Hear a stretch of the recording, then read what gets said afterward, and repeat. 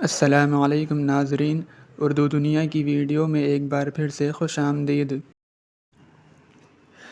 مشہور بے باک صحافی رویش کمار نے این ڈی ٹی وی سے دیا استعفیٰ۔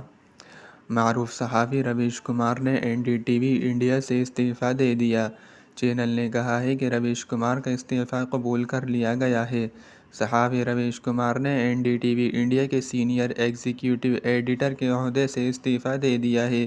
بدھ کو نیوز چینل کے ایک اندرونی ای میل کے ذریعے اس بات کا خلاصہ ہوا۔ ریمن میگسا ایوارڈ یافتہ نیوز اینکر ہم لوگ رویش کی رپورٹ، دیش کی بات اور پرائم ٹائم پروگراموں میں نظر آتے تھے جو کافی مقبول تھے۔